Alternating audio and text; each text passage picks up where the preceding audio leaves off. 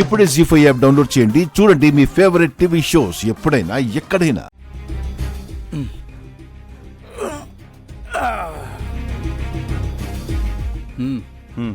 పద పద. రండి బాబు. మా బాబు రాలేదేంటి రిసీవ్ చేసుకోవడానికి? మీ నాన్నగారికి ఆరోగ్యం బాలేక రాలేదు సార్.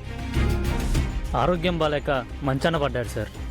మనం ఇన్ని రోజులు ఆ జైల్లో మగ్గిపోవడానికి, మీ నాన్నగారు మంచాన పడ్డానికి కారణం ఆ అవనిని వదలొద్దన్నా. బయటికి వచ్చాను కదా, ఇక అవనని పైకి పంపిస్తాను. పదండి.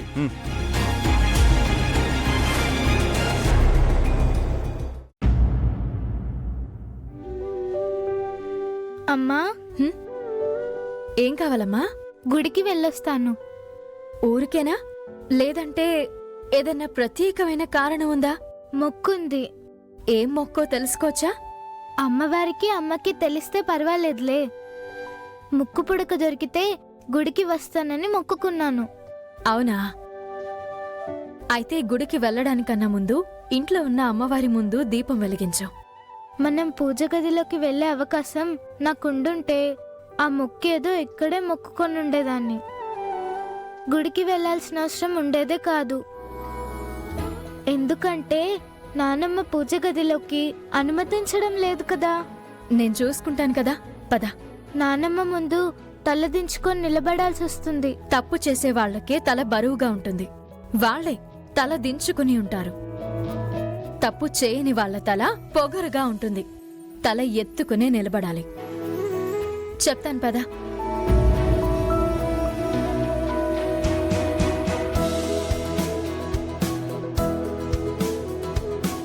పద, లోపలికెళ్దాం. నానమ్మ తిడుతుందేమో.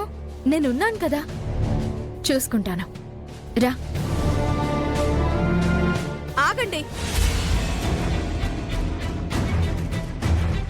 ఎందుకీ దుస్సాహసం?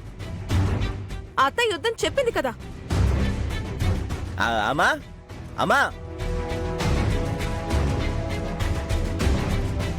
ఏమైంది? మీరు వద్దనడం, వీళ్ళు లోపలికి వెళ్తాననడం. మీ మాట అంటే భయం లేకుండా పోతుంది నానమ్మ. మాటలను ధిక్కరించటం గొప్ప అనుకుంటున్నావా? గర్వం గొప్ప గుణం అనుకుంటున్నావా? అహంకారం అలంకారం అనుకుంటున్నావా? నా భార్య, నా కూతురు అలా ఏం అనుకోవట్లేదమ్మా. వాళ్ళ గురించి నువ్వలా తప్పుగా అనుకుంటున్నావు. ముక్కు పుడకని మాయం చేసిందని నా కూతురి మీద నింద వేశారు. అది నిజం కాదు అని తేలింది. మీరిచ్చిన గడువులో తిరిగి అమ్మవారి దగ్గరికి చేరింది. ఇప్పుడు నా కూతురుని అడ్డుకునే అధికారం మీకు లేదత్తయ్యా. పరమ పవిత్రమైన పూజ గదిని అపవిత్రం చేస్తున్నారు. వీళ్ళకి అడ్డు అదుపు లేకుండా పోతుంది. జోక్ బాగుంది. దీంట్లో జోకే ఉంది.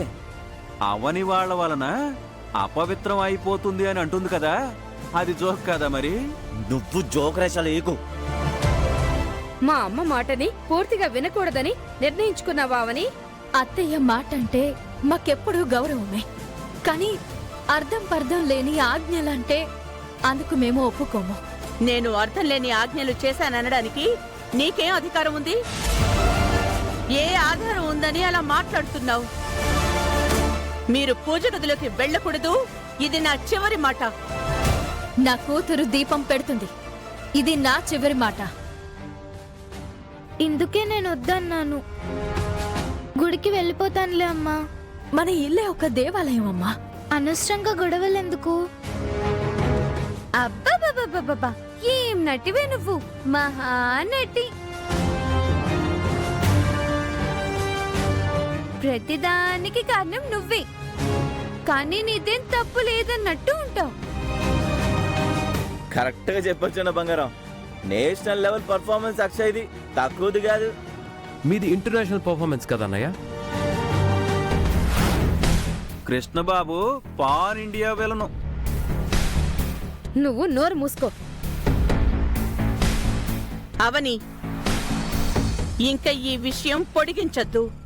నా కూతురు ముక్కు పుడక విషయంలో మొక్కుకుంది, దయచేసి కాదనకండి. చూడు వేదా,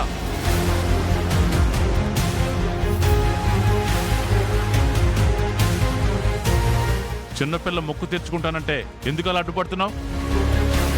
నువ్వు కూడా చిన్నపిల్లవ అయిపోతున్నావా? అది కాదండి. ఇంకేం మాట్లాడుకో. నా మాట మీద గౌరవం ఉంటే అడ్డు చెప్పుకో. అక్షయ, వెళ్ళి దీపం పెట్టి మొక్కు తీర్చుకో. రామా,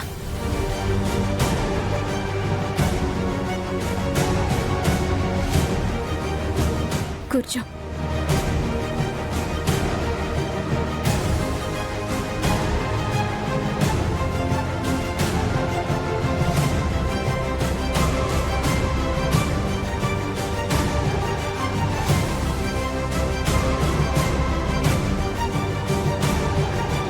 దండం పెట్టుకో.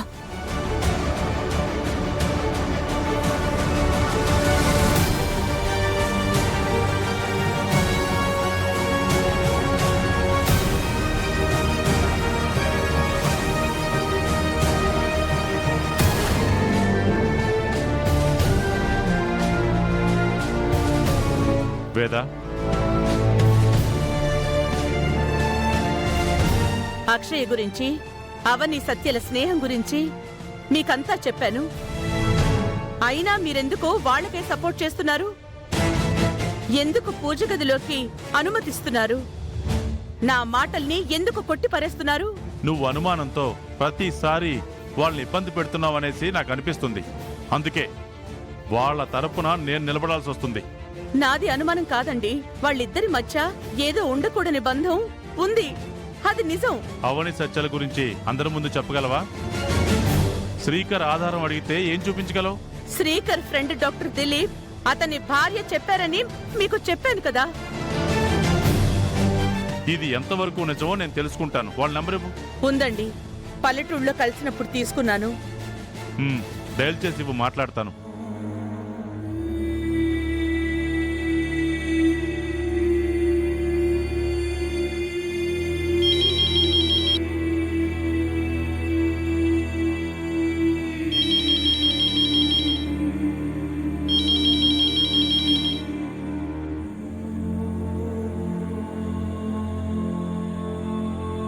హలో.